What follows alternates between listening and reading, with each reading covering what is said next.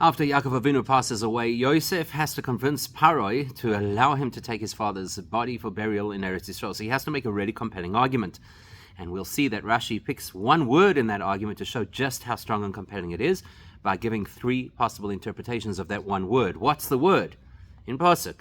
The Pasuk that says, Avi yishbiani le'ma gomer, my father made me take an oath. This is Yosef speaking to Pharaoh, saying, Bekivri asher korisi li beretz Canaan shamatik bereni, that you should bury me in the grave that I, korisi, that's the word we're going to analyze, prepared possibly, bought possibly in Eretz Yisrael. That's where I have to be buried. Rashi quotes the following three words, and we're emphasizing that it's three words he uses in his headline. Asher korisi li. And he gives three possible interpretations. Out of the first is kipshutai v'chulei, the simple interpretation, which is gegroben, that Yaakov literally dug himself a grave before coming to Mitzrayim. Then he says, Beizo midrasha oid misyashav ala loshen. Then Rashi says there's a midrashic interpretation that actually fits with the language of the pasuk, and that is that it means that he bought a piece of land to use, or bought a grave spot, and he says, Rashi illustrates that it is like the expression to buy something.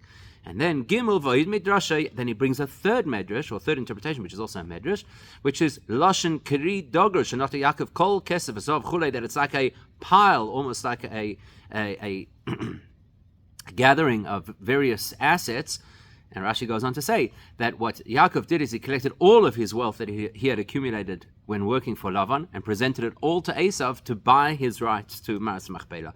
Also, he made it into a pile. And he said to Esav, you take the money and I'll take the piece of land.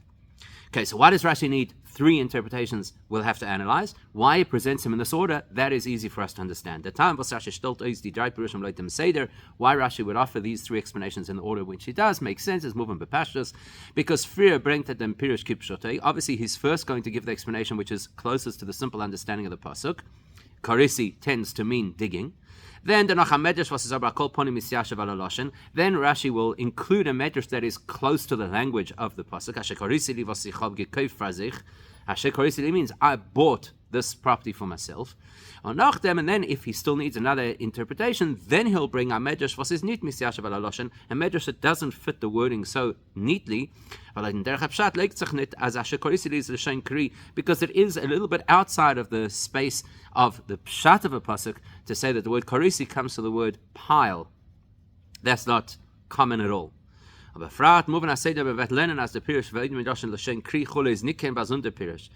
way, if you pay attention to Rashi, Rashi says ve'oid midrashay, and there's also a further midrash, which almost sounds as if Rashi is saying that the two midrashim are linked to each other. So if we go with that perspective, is then then the second medrash is actually helping us to better understand the presentation of the first medrash, which was the second interpretation Rashi had quoted, that korisi means I bought. Then it would make sense that the second medrash, i.e. the third interpretation that Rashi brings, is to illustrate why the Torah, if it's talking about an acquisition, doesn't use a word that is usually reserved for acquisition. Kanisi, lokachti, etc. So the second medrash, i.e. the third interpretation, Rashi explains, which is kri has another meaning besides acquisition. Das is meramis, as the kinyan is given, and anoifim was kri not a Yaakov kol kesef azov chule, because the medrash wants to allude to the fact that the type of acquisition that happened over here included a pile of assets that Yaakov collected all of his wealth from Lavan and gave it to Esav. Okay, so good. We get the order of how Rashi presents the three interpretations. Big question is, why do we need more than one interpretation? For a start, and we'll see that there's two other key questions as well. So we have to understand why is Rashi dissatisfied with just saying karisi in the literal sense means to dig. That's the meaning of this pasuk. And bring that zweiten pirush, leut midrash. What compels Rashi to want to quote a medrash which is not necessarily so close to the pshat? Who needs it? And if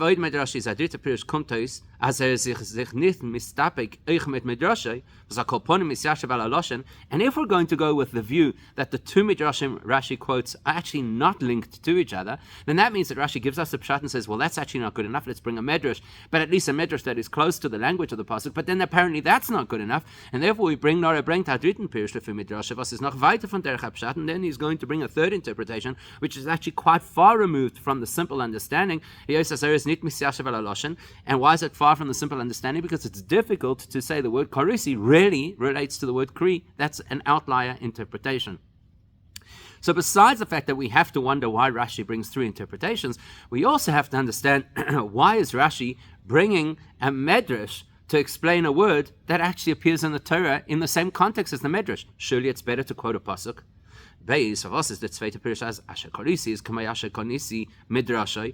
Rashi saying that the interpretation of karisi means to acquire based on a medrash? There are psukim where words coming from that root, chof, reish, yud, or chof, reish, yud, hey, if you want, which is the word of acquisition, is used in a pasuk. Here, for example, in Parashas Dvarim, where Moshe is negotiating passage to be able to get to Eretz Yisrael, and he says, "Mein tichru me'itam bekesev gomer." We're going to buy water from you. There's the word tichru from the word kri, and Rashi is doesn't refer to tichru l'shem mekachole. And Rashi says there in that pasuk that tichru is a language of transaction. So why is it not good enough for Rashi over here? And if you want to look a little further afield, there's a pasuk in Hosea that says that I'll buy something for myself with 15 pieces of silver. There also the word vo'echre, says Rashi, is a language of business, of trade. Who needs a medrash when Rashi could have quoted psukim to prove his point that asher korisili means that I bought. But you know it's even more surprising. Go look at those psukim and what Rashi says, and you'll see he references back to our pasuk. In die beide Erte hanal, where Rashi says meforish in Pashtus, v'balda zok nit as das is leit medrashay. Both of those places, Rashi translates the word as meaning transaction without quoting a medrash. In other words, he implies that it's the simple translation. Brengt er araya dafka von unser pasuk, and to prove that it means transaction, he quotes our pasuk. Asher korisili. Now, in our pasuk, he's calling it a medrash, yet in the other psukim, he's using our pasuk to explain that's the pshat, that karisi means to buy. How does that work? And the last question is, who needs psukim or midrashim at all? If a word is known to mean something, as we shall see, Rashi uses in other environments, surely that's good enough. Gimel. Let's assume for whatever reason it is, the pasuk over there in Dvarim, the pasuk in Hosea is not strong enough proof that karisi means to acquire. But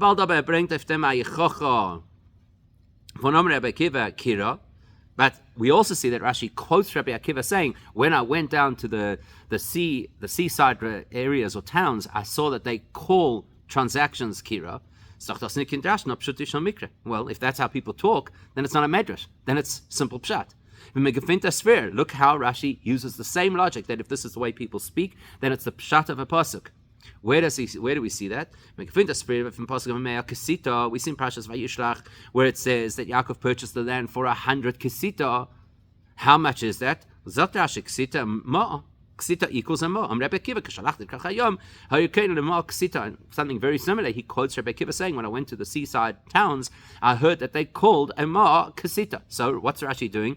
He's using the normal language of people to prove the meaning of a word, without a medrash, without a pasuk. And Azoknitas the Pirush is like midrashay, and he doesn't say that this is an interpretation. It's pshat. When I say Vayit in Parashas Voyes Chanan, here's another example when it comes to tefillin. Rashi is going to do a similar thing. Is Rashi Meforshei from for Teitofos. Rashi quotes from the pasuk the word Teitofos, the compartments of the head tefillin, and he says Tat bekatfi shtaim pas ba'afriki shtaim. He quotes two different languages, the Katfi language and the African language, that Tat and pas both mean doubled. And again, he doesn't say it's a medrash or quote a source. That's the way people talk. It's good enough for Rashi and Pshat.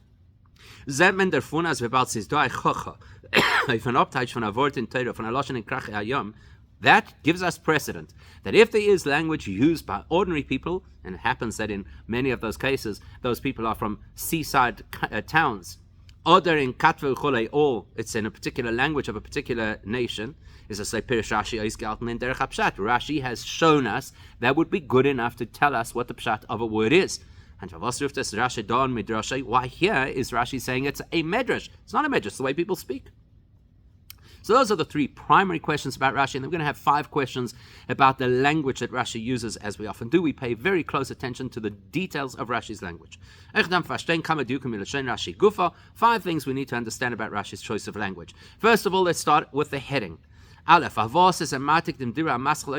asher li. He quotes in his headline, Asher korisi li. Now really, Rashi is explaining the meaning of the word korisi. Why does he include in his headline Asher and li? Because usually Rashi doesn't include words in the headline unless he's interpreting them. It seems that Rashi is only explaining the meaning of the word korisi. Question 2, base. To explain that the pshat of korisi means to dig, he quotes the pasuk that says, if a person should dig up a whole pashas mishpatim about the liability that a person has when you create a hole, a hazard in a public space. Isn't it moving? Also there, it doesn't seem to make sense. Why does Rashi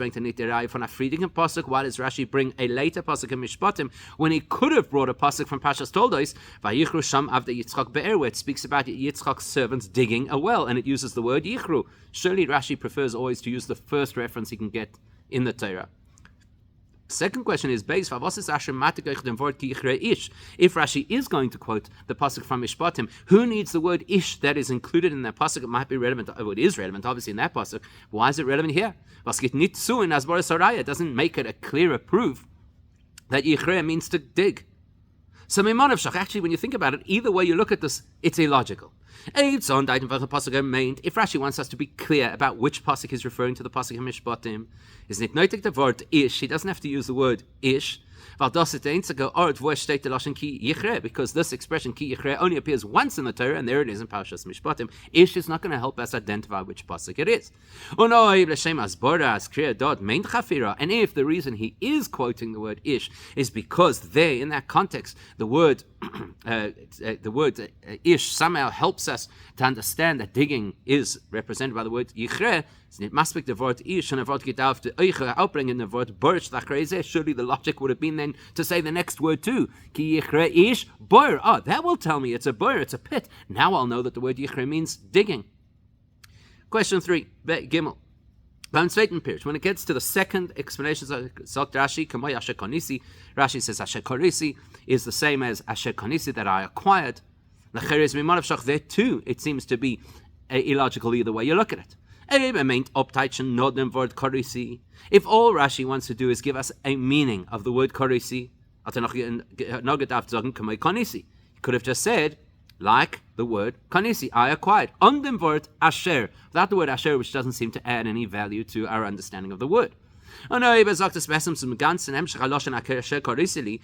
because Rashi wants to match his expression with the words of the pasuk asher korisi li, then Rashi should have matched it up completely and said Asher Korisi Li could be synonymous with Asher Konisi Li. So either you leave out the word Asher or you include the word Li. Doesn't seem to make sense. This is actually going to be quite an important insight into what Rashi is telling us. Dalet, next question. How come the proof that Rashi brings that the word korisi could mean that I acquired from the fact that Rabbi Akiva says when I visited the seaside towns, that's how they spoke and used the expression of acquisition. Why doesn't he bring psukim? On it from beferish psukim can also fall of kusha base. We've already listed some of those psukim. Why doesn't Rashi bring those psukim? Like in the first parish he brought a pasuk, then in the second parish he should also bring psukim. And lastly, hey, afile wenn man soll gefinnen atamas die psuke von die psuke is nicht in Reihe. Und darüber muss Rashi ankommen zu der Reihe von Divrei Chazal. Let's say that there's a clear reason why the psukim would not give us the information that we need in order to interpret the word korisi, and we need an expression from Chazal, which is Rabbi Akiva saying what he learned when he went to the seaside towns. Still, we don't have to know where Rabbi Akiva learned this information. That Rabbi Akiva tells us when I went to the seaside areas, that's where they use this expression. Why doesn't he keep it simple? Why doesn't Rashi keep it succinct as he usually does and say, that korisi means, like the word konisi, because kira is a word related to acquisition. You want to know more? Here's the reference. The Gemara is trying to go look it up. But as Rashi often does, why doesn't he do something like that? And so the answer has to lie in reinterpreting what Rashi needs to explain about this pasuk. We think he's just explaining simply the meaning of the word. Actually, there's something much more important happening over here. Remember, it's Yosef trying to convince Pharaoh that he should release Yaakov for burial in Eretz Yisrael. The Bir B'chol says the explanation is this. Rashi says not some for the word korisi. Rashi's objective over here is not to translate a word that we may not know. Korisi. Rather, Rashi is interpreting why Yosef, in his argument to Pharaoh, had to use this phrase, Asher korisili. My father had made me take an oath that I should bury him in the place, Asher korisili. Lechaira. Surely Yosef has made his point when he tells Pharaoh, my father made me swear that I'd take him to the place that he has allocated as his burial spot. And that's in Eretz Canaan. In mein kever, think about this. When the pasuk says my burial spot, that is obviously reason enough why Yaakov would want to be buried there. That's the place he reserved to be buried. Surely that's a compelling enough argument to Pharaoh. Therefore, we must conclude from the fact that Yosef didn't stop there, by adding the fact that Yaakov korisi, whether that meant dug or bought the land, in the shaychus von dem kever to Yaakov, it's because Yosef wants to highlight a special relationship between that particular spot and Yaakov Avinu, which makes it really important in Yaakov's eyes, and obviously by extension in Yosef's eyes. And that's why Yaakov insisted, I have to be buried there, make sure that I'm buried there. In other words, let's say, both Yaakov and subsequently Yosef knew that Pharaoh would want Yaakov to remain in Mitzrayim because he brought bracha to the land. He wouldn't want to relinquish Yaakov's bracha from Egypt. And that's why Yaakov was not satisfied that Yosef gave him his word, I'll do what you asked. And then he insisted on an oath, as the Meforshim point out, because then he could weigh his oath against the oath that he had made to Pharaoh. So if Pharaoh would give him a difficult time, he'll say, well, if I should relinquish the oath to my father, I could relinquish our secret where I promised that I wouldn't let people know that you don't know the holy tongue. And that's why the wedge that Yosef used to convince Pharaoh to let them go, to let him take Yaakov to bury him, is because of the oath. And besides anything else, that highlights how important it is to Yaakov. Look, he made me swear to do this. So if Yosef's entire approach is to show Pharaoh how important this issue is for his father, therefore, he's going to give an argument to support his choice, and that's going to be an argument that Pharaoh would relate to. Why it is so critical for him, so personal to him, that Yaakov should be buried in Eretz Yisrael. And if them bring Rashi them Eretz and Pirush, so therefore Rashi has to now find explanations for what in this phrase shows us why this is so personal and important to Yaakov and subsequently to Yosef. So the first he gives us Pashat. The simplest explanation would be as Korisi mengi graben, that the word Korisi would mean he dug the grave himself. So now logically, if Yaakov invested that kind of effort to dig a grave for himself personally, is verstandig as es hat bei ihm gehat achshivas miyuchedes. There's no question about it. It's obviously a strong argument to say this is really important to Yaakov, and Yosef says to Pharaoh, you have to respect that.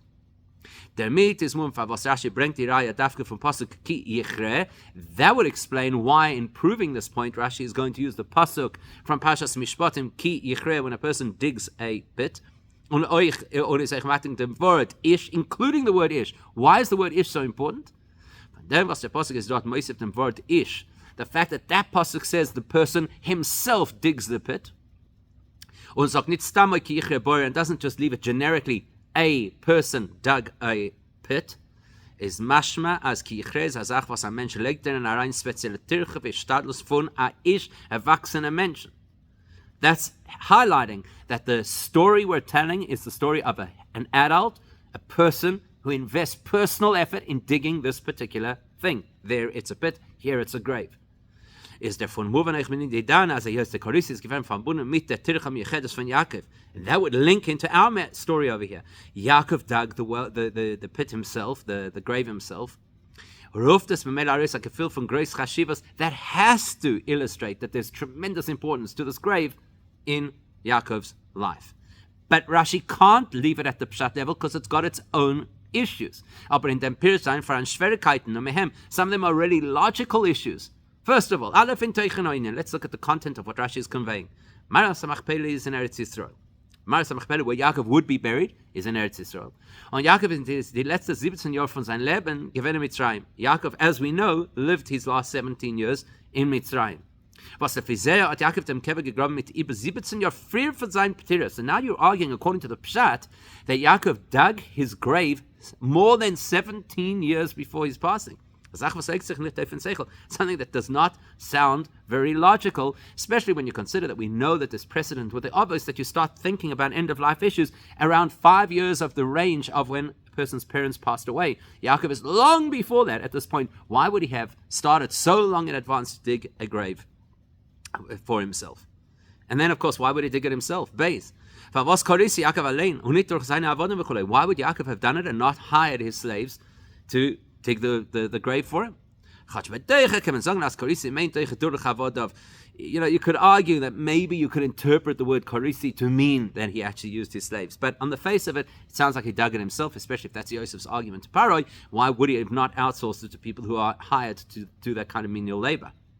And then lastly, given in Lashon HaKosov, the language that the Torah uses, that Empirish is the word li lechaira iberik. If the whole message over here is to tell us that what's so important is the fact that Yaakov dug the well, then the key word is korisi, not the word li, that I dug it for myself, which, by the way, would explain why Rashi includes the word li in his heading. Right?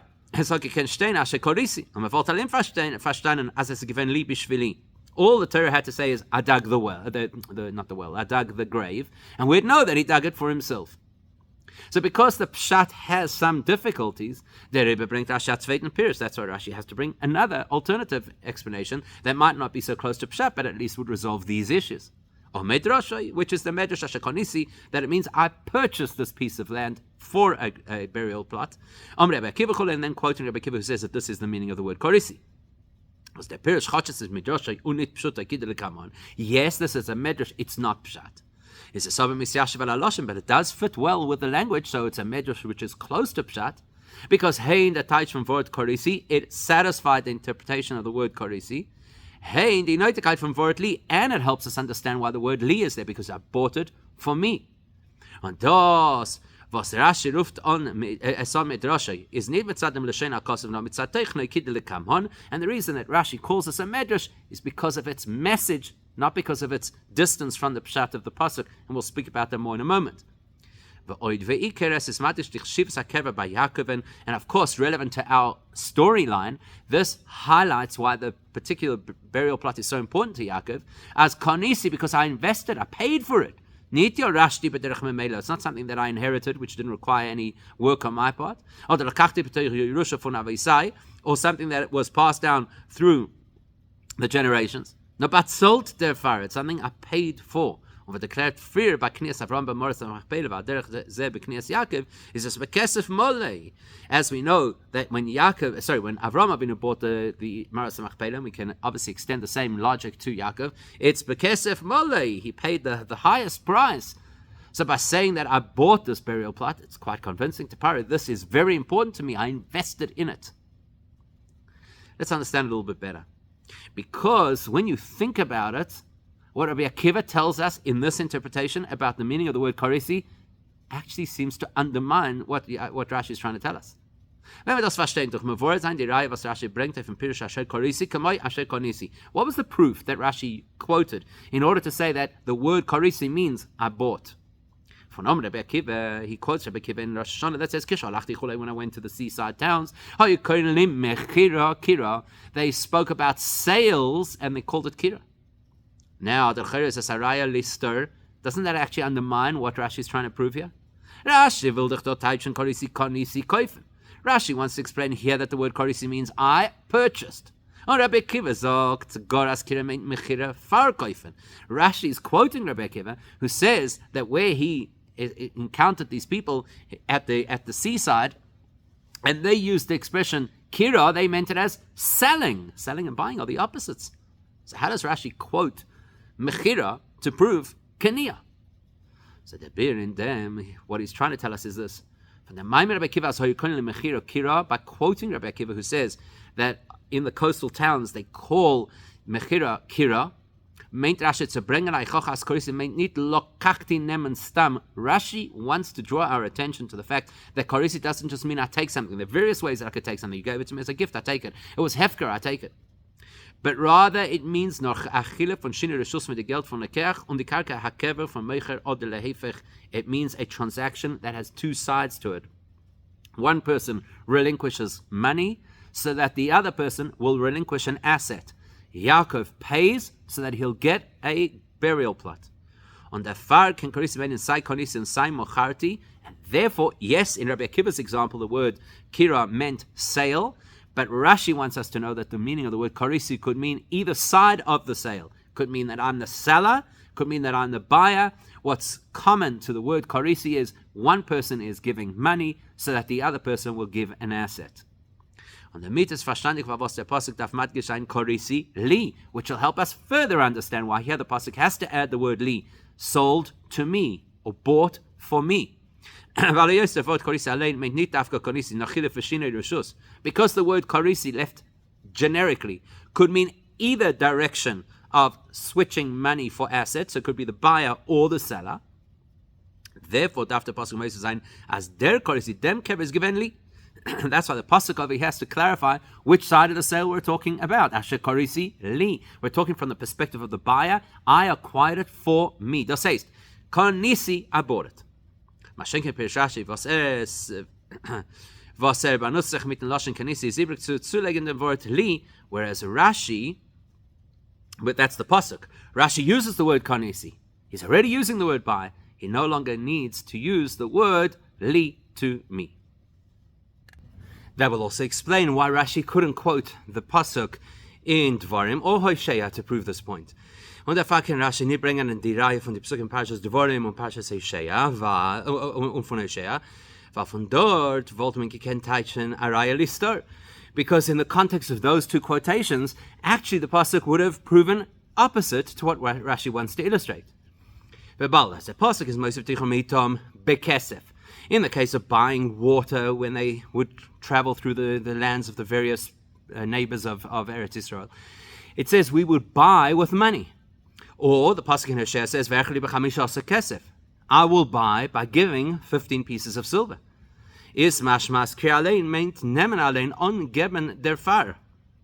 That makes it sound like the other side is just taking without giving anything in return. Especially, you're giving him free passage. It's not an asset. It's not something tangible. We need a source that's going to explain to us that the word korisi means I gave something to receive something in return. So that's why Rashi quotes the second explanation, because it deals with questions that were raised in the Pshat, but it raises questions of its own. There's still a question. Aleph. The question the question we asked earlier on,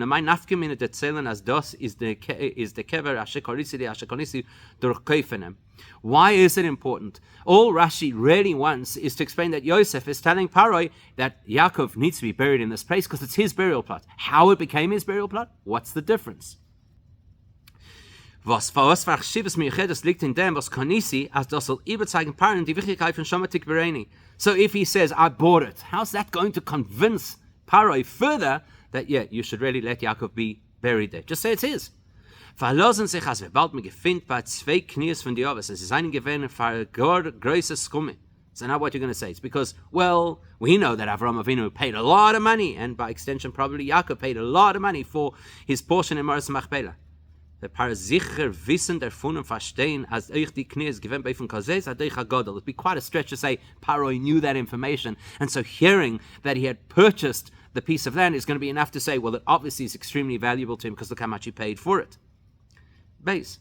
Was wird gesagt, der Loschen Kira, was mein Place Chila verschiedene Reshus, und erfahrt auf dem Äußerst an dem Wort Korisili, we still have our original big question, which is, why do you use the word Korisi? which is a word that has to be explained. Which side of the transaction are we standing on? Karisi li. The Torah could have been much clearer, just used an expression like kanisi. I bought it. We wouldn't have needed the word li. We wouldn't have needed all the interpretations we have till here.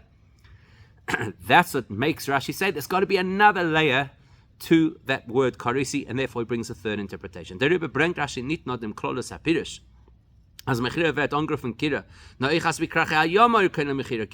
Therefore Rashi tells us, not only should you know that the word kira could mean transaction, but know where it's coming from. It's coming from the coastal cities.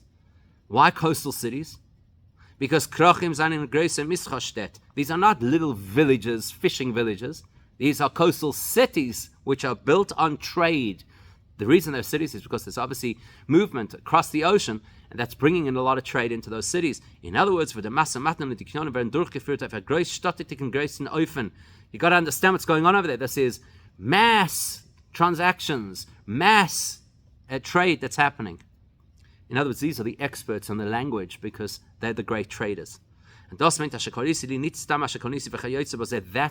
is using this word karisi, well, the Torah is using the word karisi rather than konisi, because Yosef gewollt herausbringen dem göttlich Shivas von dem Kever by Yaakov, and by using an expression that is reserved for the great traders, the great business people of the world, Yosef is driving home his point about how important this transaction was to Yaakov, and therefore this burial plot is to Yaakov. As hat sich mestadel gewesen, als der Kinyan soll sein in an Öfen von Karisi, a starke Kinyan wie in Krache Ayam. What he's saying, Yosef is saying, is the way that Yaakov constructed this deal for this burial plot is in the way that you would expect from the biggest business people of the time, the greatest traders of the time. Therefore, he uses the word Karisi to link it to the highest, most developed kind of trade, indicating how much Yaakov cared for this burial plot. And that's why Rashi has to call it a medrash. As der Kinyan von Krache Ayam wird angegriffen Kira und beweist auf Kinyan Chashiv. This whole principle that because it's language used in the coastal trading cities, and therefore it's going to tell us how important the transaction is. Und damit hat Yosef gewollt überzeugen Paaren dem Hechach Inyan Hashometik Brainy, which Yosef was then going to use as leverage to get Pharaoh to agree that Yaakov should be buried there. None of that is nit muchach bi pshuto shel mikra, is required based on understanding of pshat. That's all medrash. But there's still a problem with this interpretation. The expression is Asher Karisili was safe wird der mit. Was Yaakov hat gemacht Kinyan von Kira. Yes, it's true, as we've pointed out, that Yosef wants to tell Pharaoh that Yaakov made the highest level of acquisition of this burial plot possible, but still noch nicht ausgedrückt die größte Stadlos von Yaakov zu bekommen dem Kever und bemela ich nicht an kein größer Shivas in dem. That tells us maybe that Yaakov is business savvy and makes sure that the transactions he makes are dotted I's and crossed T's. It doesn't tell us that he invested tremendous effort in getting this particular piece of land. It could just be that once he made it, he ensured that his transaction was watertight. So therefore, we need something, warum jede Sache, was hat noch etwas Achshivas, kauft man es mit Kinyan Chashiv. The fact is, anything which is valuable, you expect that people are going to make sure the transaction is proper. Doesn't yet tell us that Yaakov put extraordinary effort into this. Therefore Rashi says, and there's another medrash that's actually going to add insight to the first medrash, that Karisi is from the language of a pile. That Yaakov amassed all of his wealth from Lavan, gave it to Esav to say, I need this portion of Maris Machpelah. As das was the pasuk ruft on dem Kinyan mit dem Namen Karisi, this medrash is adding insight that the fact that the Torah chose to call this particular acquisition Karisi, that is nicht nur zu andeuten auf a starke Kinyan Kanal. It's not only to tell us that the type of acquisition he made was watertight. As Yaakov hat vor dem Kever avegem sein ganzer Kesef, no, the mit is the Torah Merames. The Torah wants to add further, or at least allude further than that. Not only did he make sure the transaction was so clear, but as Yaakov hat vor dem Kever avegem sein ganzer Kesef zav shebi chulei, look at the tremendous amount that he spent on this burial plot. All of the wealth from Lavan. And that has to tell us how much, how important, how precious this particular burial plot was to Yaakov. And that's going to convince even somebody as hardened as Pharaoh to say, you know what, he has to be buried there because it obviously was so important in his life.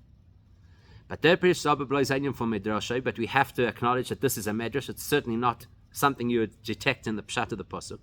In fact, not only is it a medrash, it's a medrash that doesn't quite fit within the language of the pasuk. Like the first medrash which said Asher Korisi means Asher Korisi, there you can see the relationship. To suggest that the word Korisi is related to the word Kri, a pile, is really a stretch from the pshat.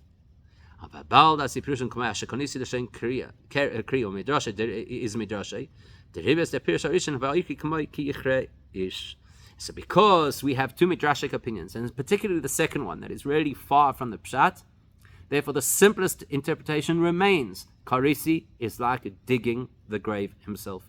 That's the simplest language, both in terms of the meaning of the word. That's the Pirush HaPoshet from Karisi, it's the simplest interpretation of the word. Sign Teichen HaKosef, it also speaks directly to the message. And it obviously illustrates for us how precious and important this piece of land was to Yaakov.